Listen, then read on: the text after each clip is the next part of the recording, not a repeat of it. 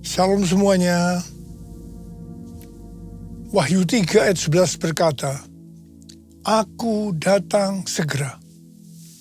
Peganglah apa yang ada padamu, supaya tidak seorang pun mengambil mahkotamu. Pesan Tuhan yang begitu kuat tentang aku datang segera. Untuk pertama kalinya saya terima tahun 2009. Pada waktu itu saya gemetar, bertanya kepada Tuhan, apa yang Tuhan akan lakukan dan apa yang harus kita lakukan. Tuhan tidak segera menjawab.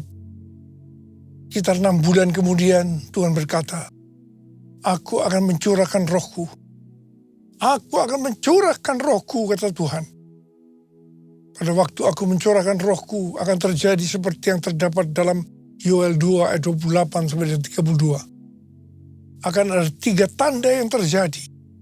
Tanda pertama, anak-anak, pemuda, dan orang tua akan dipakai secara luar biasa.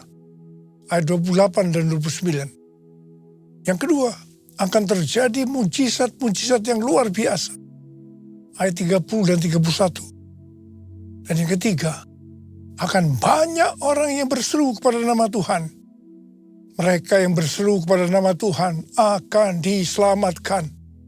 Akan terjadi penuaian jiwa besar-besaran. Haleluya! Tuhan memberikan nama pencurahan Roh Kudus ini sebagai Pentakosta yang ketiga. Hari-hari ini Tuhan kembali berbicara kepada saya tentang aku datang segera. Saya merasakan dengan gemetar seperti yang terjadi pada tahun 2009. Saya terus-menerus dengan bertalu-talu berkata kepada Tuhan, Tuhan, berilah kepada saya kepekaan lebih lagi untuk mengerti isi hati Tuhan.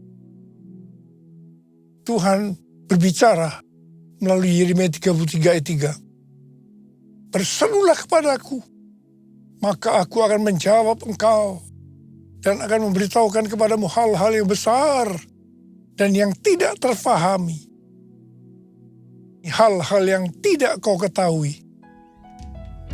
Saya berseru-seru dalam doa, pujian, dan penyembahan bersama-sama siang dan malam. Open the eyes of my heart, Lord. Open the eyes of my heart. I want to see you. I want to see you. Open the eyes of my heart, Lord. Open the eyes of my heart. I want to see you. I want to see you. To see you high and lifted up, shining in the light of your glory. Pour out your power and love as we sing, Holy, Holy, Holy. Holy, Holy, Holy. Holy, Holy, Holy. Holy, Holy, Holy. I want to see you. Hari-hari ini Tuhan berbicara melalui pesan Tuhan Yesus kepada jemaat di Philadelphia. Pesan Tuhan Yesus kepada kita. Yang pertama, Dia, Tuhan Yesus, adalah yang kudus, yang benar, yang memegang kunci Daud. Apabila Ia membuka, tidak ada yang dapat menutup. Apabila Ia menutup, tidak ada yang dapat membuka. Karena itu mata kita harus tertuju kepada Dia. Mengandalkan Dia. Fokus hanya kepada Dia. Tuhan Yesus berkata kepada jemaat di Philadelphia, Aku tahu segala pekerjaanmu. Lihatlah, aku telah membuka pintu bagimu yang tidak dapat ditutup oleh seorang pun. Aku tahu bahwa kekuatanmu tidak seberapa, namun engkau menuruti firman-Ku dan engkau tidak menyangkal namaku. Kalau kita menuruti firman Tuhan dan tidak menyangkal namanya, maka Tuhan akan berkata kepada kita, aku telah membuka pintu bagimu yang tidak dapat ditutup oleh seorang pun. Pintu yang selama ini tertutup akan dibuka oleh Tuhan. Mungkin itu pintu pelayanan, pintu pekerjaan, pintu persoalan yang tidak kunjung selesai, dan yang lain-lain. Menyangkal namanya bukan hanya dengan mulut saja, tapi juga dengan perbuatan kita. Kalau perbuatan kita tidak sesuai dengan iman kita sebagai orang percaya, orang akan bertanya, apakah kita itu pengikut Kristus atau bukan? Ini bisa dikatakan kita menyangkal namanya. Tuhan Yesus berkata kepada jemaat di Philadelphia, karena engkau menuruti firman-Ku untuk tekun menantikan aku, maka aku pun akan melindungi engkau dari hari pencobaan yang akan datang atas seluruh dunia untuk mencobai mereka yang diam di bumi. Aku datang segera. Peganglah apa yang ada padamu, supaya tidak seorang pun mengambil mahkotamu. Kalau kita menuruti firman Tuhan untuk tekun menantikan kedatangan Tuhan, Tuhan berjanji akan melindungi kita dari hari pencobaan yang akan datang atas seluruh dunia untuk mencobai mereka yang diam di bumi. Sesuai dengan referensi Alkitab Penuntun Hidup Berkelimpahan, seri The Full Life Study Bible, yang mengatakan, mereka yang menjadi pemenang sebelum hari itu tiba akan dilindungi dari hari pencobaan melalui pengangkatan atau rapture. Haleluya! Kalau kita melihat keadaan dunia saat ini, kita harus percaya bahwa kita sedang menuju hari pencobaan itu. Dan akan terus makin hebat. Orang yang hidup pada saat Perang Dunia Pertama dan Perang Dunia Kedua pasti mengira bahwa hari pencobaan yang menimpa seluruh dunia seperti yang dimaksudkan kepada jemaat di Philadelphia sedang terjadi. Tetapi nyatanya hari pencobaan itu tidak terjadi. Hal ini dapat diterangkan sebagai berikut. Pada saat Tuhan Yesus ditanya oleh murid-muridnya, apa tanda kedatangannya dan tanda akhir zaman? Salah satunya Tuhan Yesus menjawab dalam Matius 24 ayat 14 yang berkata, dan Injil kerajaan ini akan diberitakan di seluruh dunia menjadi kesaksian bagi semua bangsa. Sesudah itu barulah tiba kesudahannya. Pada zaman itu, Injil diberitakan di seluruh dunia.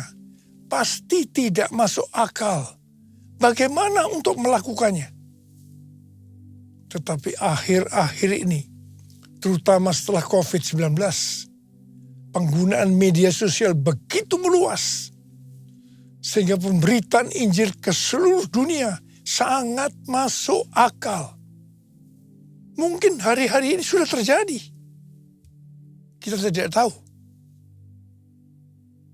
Yang jelas, kalau ada pencobaan yang datang ke seluruh dunia seperti yang terjadi saat ini, kita harus percaya ini merupakan permulaan dari hari pencobaan yang akan datang atas seluruh dunia untuk mencobai mereka yang diam di bumi, seperti yang dikatakan oleh Tuhan Yesus kepada jemaat di Philadelphia.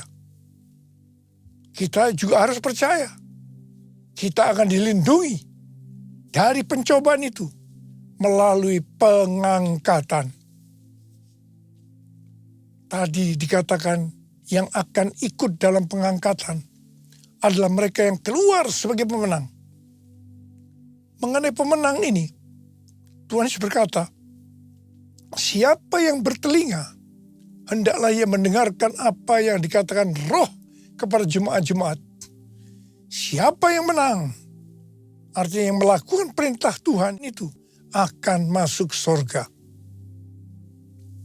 Seperti pesan Tuhan Yesus mengenai jemaat di Philadelphia, di mana mereka menuruti firman Tuhan untuk tekun menantikan kedatangannya. Itu juga yang harus kita lakukan supaya menjadi pemenang, sehingga kita ikut dalam pengangkatan. Yesus memegangku dengan tangan kananmu. Yesus memberiku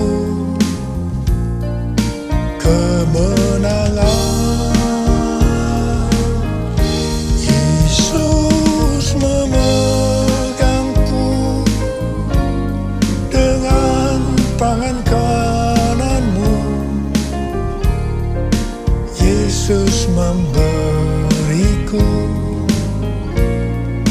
kemenangan.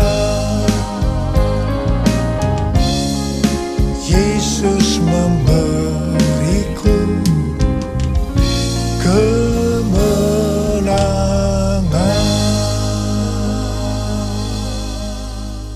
Hal-hal yang harus kita lakukan supaya menjadi pemenang. Yang pertama, kita harus berjaga-jaga. Mengenai kedatangan Tuhan Yesus, Alkitab katakan, tentang hari dan saat itu, tidak ada seorang pun yang tahu. Malaikat-malaikat di surga tidak, dan anak pun tidak, hanya Bapa sendiri. Akan tetapi, tanda-tanda kedatangannya, Tuhan Yesus sudah memberitahu. Sesuai dengan tanda-tanda kedatangannya, maka waktunya sudah sangat-sangat singkat. Apalagi hari-hari ini Tuhan Yesus berpesan, "Aku datang segera." Karena itu kita harus berjaga-jaga. Kita harus siap sedia. Karena Tuhan Yesus datang pada saat yang tidak kita duga. Hal yang kedua, agar kita menjadi pemenang, seperti yang terdapat di dalam Matius 24 ayat 46 dan 47 yang berkata, "Berbahagialah hamba yang didapati tuannya melakukan tugasnya itu ketika tuannya itu datang.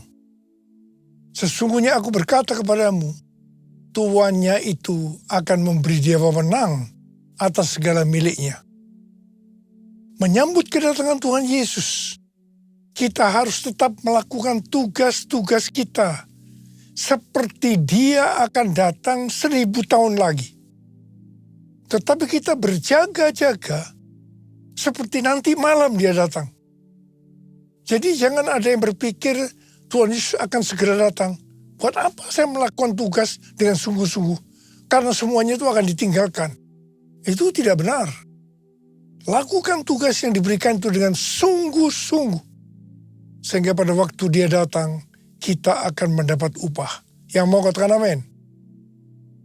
Sesuai dengan Matius 24 ayat 48 dengan 51, kita diingatkan agar tidak menjadi hamba yang jahat, yang berkata di dalam hatinya, "Tuanku tidak datang-datang." Ia mulai memukul hamba-hamba lain dan makan minum bersama-sama pemabuk-pemabuk.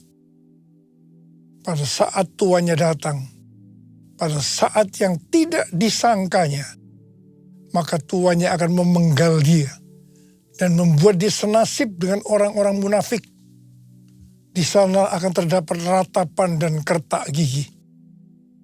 Ini peringatan serius buat orang-orang percaya yang menganggap kedatangan Tuhan masih lama sehingga dia tidak berjaga-jaga.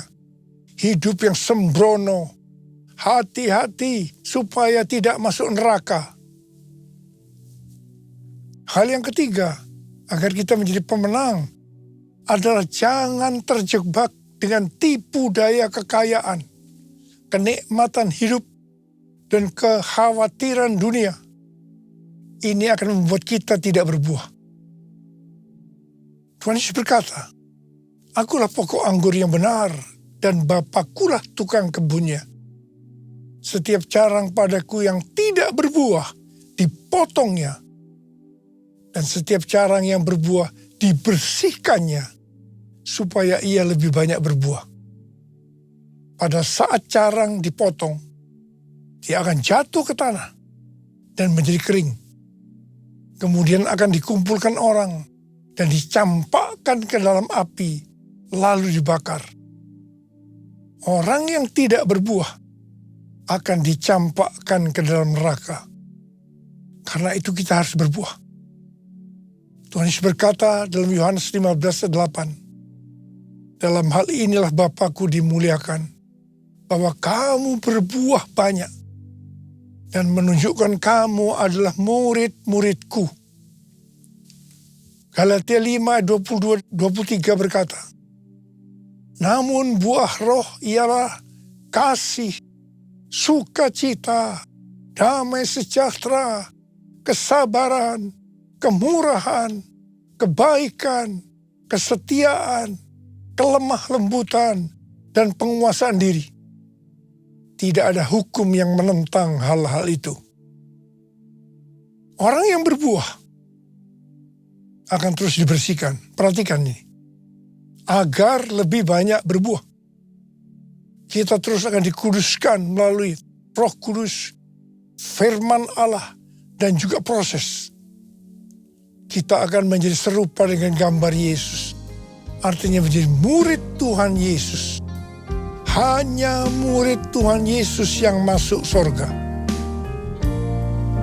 Yesus, ku cinta Kau, cinta Kau.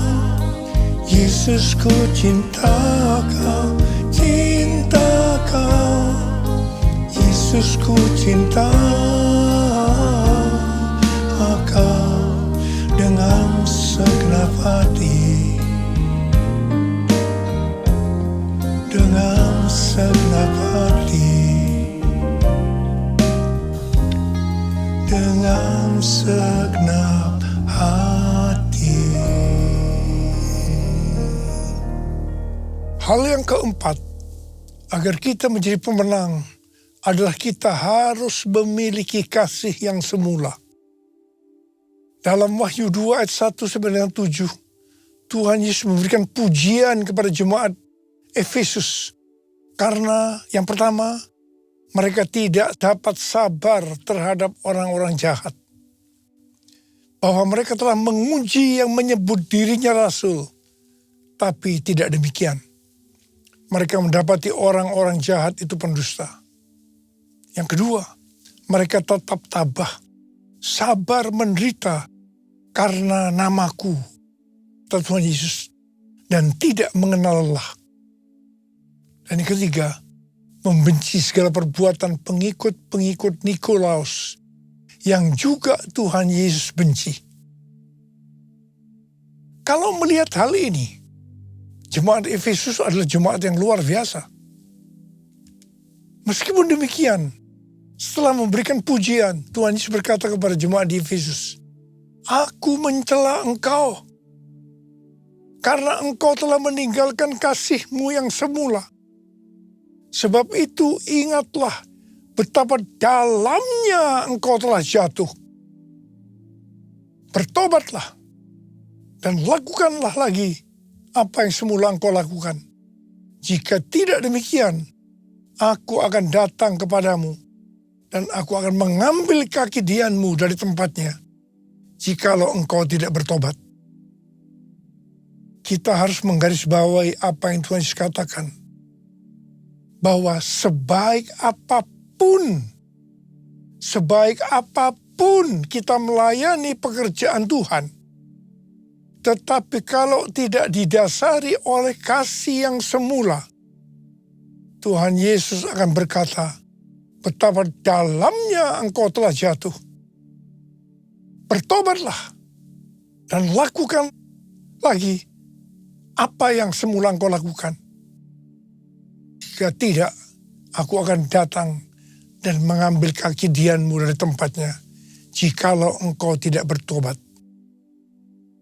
Sesuai dengan referensi Alkitab Penuntun Hidup Berkelimpahan, seri The Full Life Study Bible, Yang dimaksudkan dengan aku akan mengambil kaki Dianmu adalah menolak dan mengeluarkan dari dalam kerajaannya. Dengan perkataan lain, artinya akan masuk neraka. Karena itu kita harus menjaga agar kita selalu dalam kondisi kasih yang semula. Agar kita ikut dalam pengangkatan. Kasih yang semula adalah kasih pada saat kita baru bertobat dan mengalami kelahiran baru. Pada saat itu kita begitu haus akan Tuhan dan firman-Nya. Kita akan banyak berdoa, memuji dan menyembah Tuhan. Kita akan banyak membaca Alkitab dan hidup kudus. Hal yang kelima, agar kita menjadi pemenang adalah menjadi murid Tuhan Yesus dan memuridkan orang lain. Sesuai dengan Roma 8 ayat 29. Goal kita sebagai orang percaya adalah menjadi serupa dengan gambar Yesus, yaitu murid Tuhan Yesus. Sesuai dengan 1 Yohanes 2 ayat 6. Murid Tuhan Yesus adalah mereka yang hidup sama seperti Kristus telah hidup. Tugas utama dari murid Tuhan Yesus tanpa memandang profesinya adalah menjadikan orang lain menjadi murid Tuhan Yesus. Ini adalah amanat agung Tuhan Yesus. Kalau kita menjadi murid Tuhan Yesus dan menjadikan orang lain sebagai murid Tuhan Yesus, pasti akan ikut dalam pengangkatan. Yang percaya katakan amin. Saya berdoa, kita semua harus jadi pemenang. Yang mau katakan amin. Yang mau mari kita angkat tangan kita dan katakan bersama saya bersama-sama. Hosana, Hosana, datanglah Tuhan Yesus. Hosana, Hosana, ku merindukanmu. Hosana, Hosana, datanglah Tuhan Yesus. Hosana, Hosana, ku merindukanmu. Ku merindukanmu. Sembah Dia. Sembah Dia. Oh,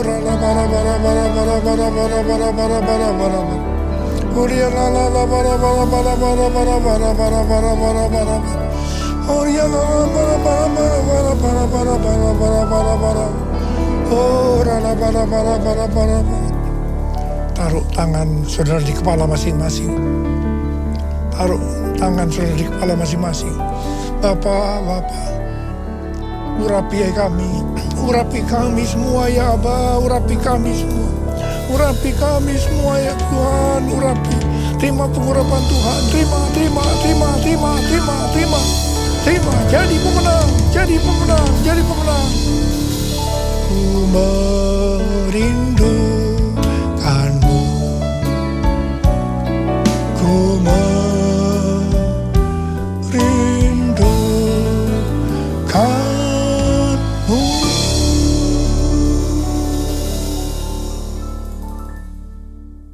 Mari kita akan masuk dalam perjamuan kudus. Kita akan mengingat ayat ini. Sebab setiap kali kamu makan roti ini dan minum cawan ini, kamu memberitakan kematian Tuhan sampai Ia datang. Perjamuan kudus adalah perjamuan Tuhan Yesus sendiri. Setiap kali kita masuk ke dalam perjamuan kudus, Tuhan Yesus selalu berkata, biarlah ini menjadi peringatan akan aku. Karena itu mari, tundukkan kepala.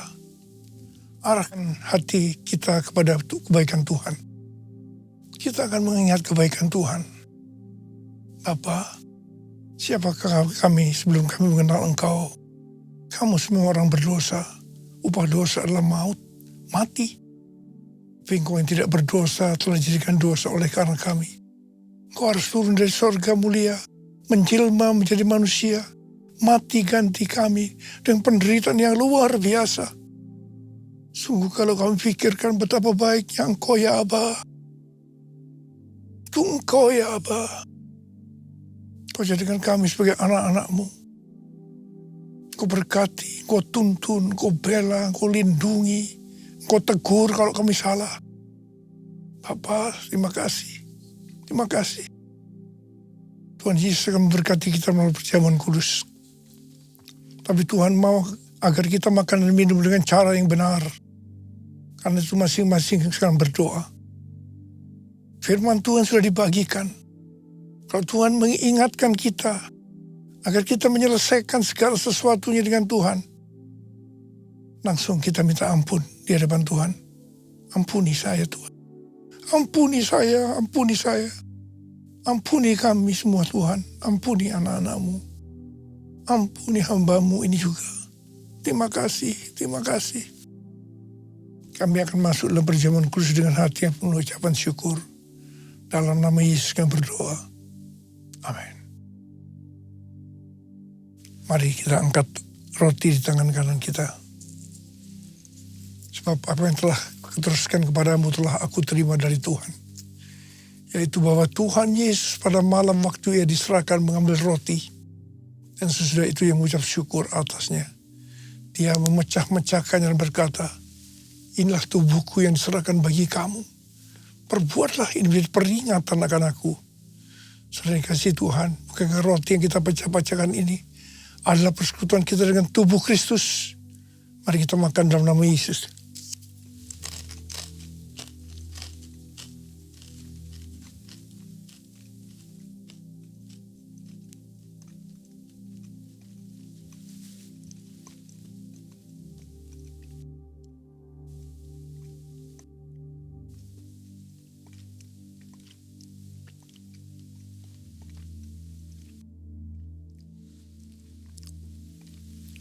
Angkat cawan di tangan kanan kita tinggi-tinggi. Kemudian juga yang mengambil cawan sudah makan lalu berkata, cawan ini adalah perjanjian baru yang dimeteraikan oleh darahku. Perbuatlah ini setiap kali kamu meminumnya menjadi peringatan akan aku. Sudah kasih Tuhan, bukankah cawan pengucapan syukur yang atasnya kita ucapkan syukur adalah persekutuan kita dengan darah Yesus. Mari kita minum dalam nama Yesus.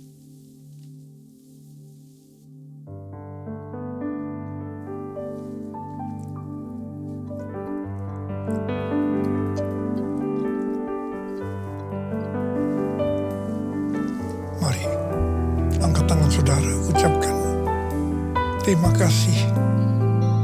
Ucapan syukur kepada Tuhan dengan suara, jangan diam.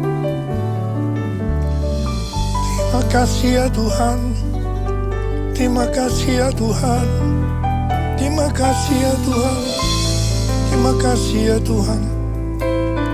Oh, oh Jesus. Jesus. Angkat tangan saudara. Tuhan sedang menyembuhkan kita semua. Sembuh dalam nama Yesus. Sembuh dalam nama Yesus. Dibebaskan dalam nama Yesus. Dipulihkan dalam nama Yesus. Terima kasih Tuhan. Terima kasih. Sembuh. Sembuh dalam nama Yesus. Sembuh. Sembuh. Terima kasih Yesusku. Terima kasih Yesusku. Puji syukur hanya bagi Tuhanku. Terima kasih Yesusku. Terima kasih Yesusku. Puji syukur hanya bagi Tuhanku. Terima kasih Yesusku. Terima kasih Yesusku. Puji syukur hanya bagi Tuhanku. Terima kasih Yesusku. Terima kasih Yesusku. Puji syukur hanya bagi Tuhanku.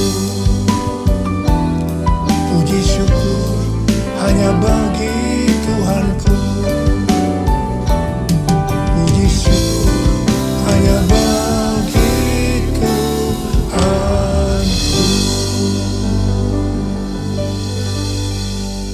Mari angkat tangan saudara, terima berkat Tuhan. Kasih karunia yang berlimpah-limpah daripada Allah Bapa dalam Anak yang tunggal, Yesus Kristus. Persekutuan yang manis dengan Roh Kudus menyertai kita semua mulai hari ini sampai Tuhan datang menjemput kita di awan-awan dan bahkan sampai selama-lamanya.